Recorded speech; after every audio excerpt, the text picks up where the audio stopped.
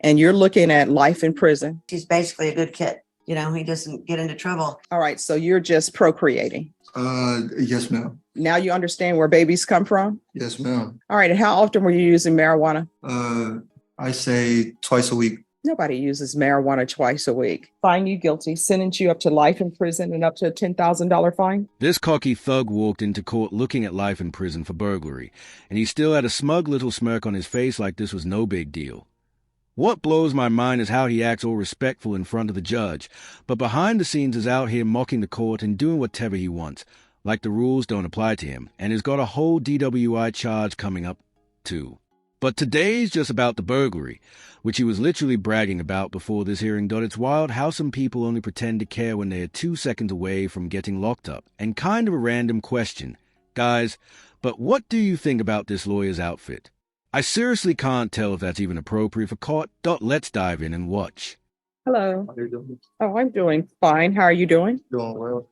And are you Mr. Yarbrough? Yes, ma'am. All right, you entered a plea of burglary of a habitation with intent to commit felony force. According to the plea bargain agreement, punishment is to be assessed at 5 years in the prison. There's a $1,500 fine. State is silent on your application, and this will run concurrent with 696-403. Have both parties had a chance to review the PSI report, State? Yes, Judge. Defense? Yes, Judge. Any objections to the PSI report, State? Nothing from the state. Defense? All right, Mr. Yarbrough, you entered a plea on August 21st of no contest. I've reviewed the stipulations. I'm unsure if it was said on the record, but I believe it was by Judge Angelini. The court is finding that there's sufficient evidence to find you guilty. Anything you wish to say on behalf of your client? Judge, I believe the PSI speaks for itself. It speaks to the love that his family has for this. I have had many conversations with Mr. Yarbrough about him needing that you're going to want an explanation for what was he thinking that day, because he's basically a good kid. He doesn't get into trouble, and he's been taking full responsibility for all of his actions. And I think he's a great candidate for deferred adjudication probation on this, especially when the complainant forgives him, doesn't want him, is fine with him getting probation, and kind of wants them back in their lives, although there isn't no contact with her. But she doesn't have the child. She's the grandmother. So he said it's okay if you keep that no contact while he's on the deferred. All right. Can you raise your right hand? Do you solemnly swear or affirm the testimony you give will be the truth and nothing but the truth, so help you God? Yes, ma'am. You can lower your hand, state your name for the record. D. Donna Yarbrough. All right. So before I begin asking you questions, Yes, ma'am. I want to tell you something right here now. Whenever my brothers were late for their curfew that my mom set down, you know what they would always try to tell her? I don't belong in a gang. I haven't committed any crimes. I don't do any drugs. So don't give me that, all right? Yes, ma'am. Because people who are obeying the law shouldn't be doing any of that. Yes, ma'am. So how old is your daughter? She's just turned 3 in July 17th. All right. So, Yes, ma'am. And I have another one on the way due in November. Next week will be the mother of my child's 8th month. all right. And is this the mother of the other child as well? No, ma'am. All right. So you're just procreating. Yes, ma'am. All right. And you understand where babies come from? Yes, ma'am. And if you can't support your children, you should not be having a lot of children. You understand? Yes, ma'am. All right. So why were you smoking marijuana? Coping mechanism. All right. So it is very bad for a child to come to their grandmother's house smelling like marijuana. Yes, ma'am. So do you think it's appropriate for your children to smoke marijuana? No, ma'am, not at all. Well, that's what you did with your baby. Because if you're smoking marijuana around them, which obviously you were, because otherwise the baby wouldn't smell like marijuana, the baby's clothes wouldn't smell like marijuana, we would not be here. Yes, ma'am. And you understand that the grandmother loves her grandchild Yes, ma'am. and wants what's best for her grandchild. Yes, ma'am. Wouldn't do anything to hurt her grandchild. Most definitely. Yes, ma'am. You've been doing things to hurt your grandchild. To hurt your child. You understand that? Yes, ma'am. So are you diagnosed mentally with anything? ADHD, but that's all. That's no excuse. No. No, there is not. You Yes, should ma'am. not be using marijuana. And Yes, the ma'am. court is not going to allow you to use marijuana in this court while you're on probation. It is illegal in Texas to use marijuana. Yes, ma'am. If I grant your application for deferred adjudication, and if you use marijuana while you're on probation, guess what? A motion to revoke is going to be filed and you're looking at life in prison. Yes, So ma'am. it's up to you to decide whether potentially going to prison for life is worth that. You understand? Yes, ma'am. I know you guys get on me for being too harsh, and I'm not even trying to be. But come on, this dude got caught for burglary, and the state's asking for 5 years. And while he's out waiting on sentencing, he decides to spark up a joint. Like, what are we doing here? You had one job. You don't mess that up right before your hearing that he literally couldn't even manage that. Cocky guys like this just never care until they're face to face with real time. Then suddenly it's all yes, sir.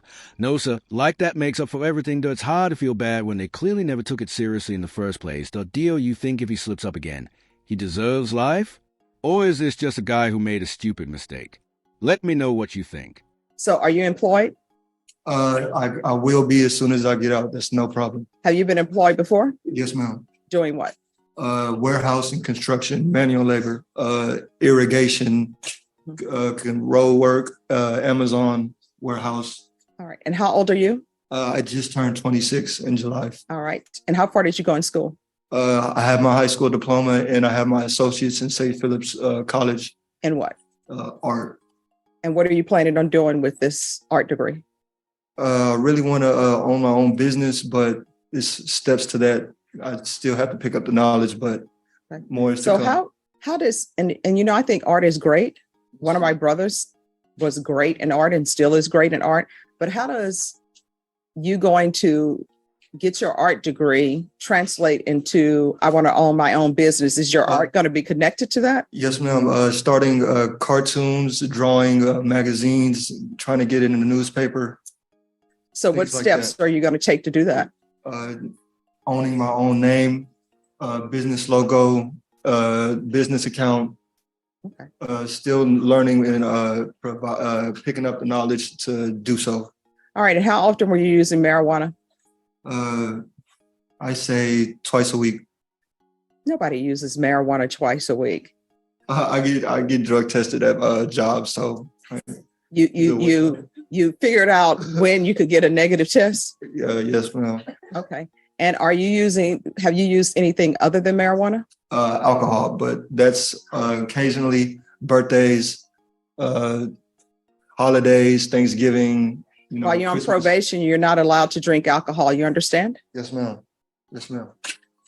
All right. This is what the court will do. Court will sentence you to 10 years, deferred adjudication. I'm going to request parenting classes. And you're very lucky that the grandmother didn't want you to go to prison. So we're going to do parenting classes, 200 hours of community service restitution. If he enrolls or obtains a business certificate so you can better yourself and completes the parenting classes, the community service hours will be deemed satisfied. So to satisfy those 200 hours of community service restitution, you can go out and do community service hours, or either you can better yourself. And bettering yourself would mean you take parenting classes and you get a certificate or something that shows me you're taking steps to accomplish in life what you want to accomplish. Yes, ma'am. When's the last time you used marijuana? 5 months ago. All right, so he should be clean. So when he's released, we're going to do a UA. If for some reason when he's released, it's positive for marijuana, start testing for levels. And just to let you know, he's set on the DWI tomorrow. I'm not his lawyer on that, but it's a JSAT, so he won't get out today. It'll have to wait till tomorrow. Okay. Mr. Yarborough, is there anything else you need from the court to be successful? No, ma'am. All right, good luck to you. We can go off the record from here on out. Everything you do, there are 2 questions you should ask yourself. 1, is the decision I'm about to make and what I'm about to do, could it potentially result in me going to prison for life? If the answer is yes, don't do it. If the answer is, it could, maybe it couldn't, don't do it. That whole thing that you're doing with your job where you know when they're testing you, So you're saying, well, I use marijuana on this day, not on this day, so I can get a negative test. Don't do that here, because it may not catch you the first time, but ultimately it's going to catch you. And then you know what's going to end up happening? Warrant's going to be issued for your arrest. You're either going to make bond or you're not. If you don't make bond, you're going to be at the jail. You're going to be brought over in orange. You understand? Yes, ma'am. And just as a side note, how tall are you? I'm 6'6". Okay. All right. Yes, ma'am. Thank you. All right. Thank you. Do better. And guess what? He's right back in court 7 months later. Like, bro, how are you facing life and still out here racking up charges? Now it's another DWI, right after the burglary and his other DWI hearing. And like I said earlier, he was literally bragging about the robbery before he even stepped into court that I don't know. Maybe I'm too skeptical. But part of me wants to believe is changing, and the other part thinks it's just playing it real smooth now, trying to be all buddy-buddy with the judge that yeah, he sounds respectful and has got his little business idea going on. But everything about his story says he just does what he wants. Until he gets caught, you can tell the judge is really trying to give him the benefit of the doubt. But honestly, I don't think he deserves it yet. And yeah, to follow up on that lawyer's outfit conversation, I definitely don't think that appropriate for court. Like, did we just stop pretending to have a dress code or something? Are you Mr. Yarborough? Yes, ma'am. Did you review the document entitled Motion to Enter Adjudication of Guilt and Revoke Community Supervision with your attorney, and did you understand it? Yes, ma'am. And are you the same Didini Yarborough who's placed on deferred adjudication in 2022 CR 8978 for the offense of burglary of a habitation with intent to commit a felony on September 28, 2023 for a period of 10 years? Is that you? Yes, ma'am. State. Violated condition number 1, on or about the third day of November 2023 in Bexar County, Texas. The defendant, Didini Shaquan Yarborough, committed the offense of driving while intoxicated in violation of condition number 1. How do you plead to that? True or not true? True. Your Honor, state waives all of the violations. Any objection? No objection, Your Honor. Did you understand by pleading true to violation of condition number 1, the court could find it true, grant the motion, find you guilty, sentence you up to life in prison and up to a $10,000 fine? Yes, ma'am. Knowing that, do you still wish to plead true to violation of condition number 1? Yes, ma'am. Court will find violation of condition number 1 true. Is there a proposed agreement? Yes, Your Honor, it's the moral recognition therapy, bi-weekly reporting, and 90 days of random use. That's the agreement, Your Honor. All right, what is happening with the DWI? Judge, the first appearance is on the 14th of May. I have incomplete discovery in that case. I'm appointed to that case. Okay. All right, can you raise your right hand for me, please? Do you solemnly swear or affirm the testimony you give will be the truth and nothing but the truth, so help you God? Yes, ma'am. All right, you can lower your hand. State your name for the record. Deferred. All right, what have you done since you've been on probation? My business certificate, I'm now a student for SEC, San Antonio College. I have my student ID. I took my TSA, and all I have to do is sign up for classes. Okay. All right, that's good. Yes, ma'am. So here's the thing. There are other things that you need to start working on too, Yes, like ma'am. your parenting classes. Yes, ma'am. Like, I'm not, you've already pled true to the DWI, so that means that you were drinking. You're not allowed to drink on probation. I think I tell everybody that, or at least a majority of the people, when they're before me on a specific case. Doesn't matter if you're drinking in your house. Doesn't matter if you're drinking in your backyard. Everybody who's on probation, you're not allowed to drink alcohol. Yes, ma'am. So do you realize by drinking alcohol, you're basically saying, oh, I'm okay with doing life in prison. I'll take this drink of alcohol. Do you understand?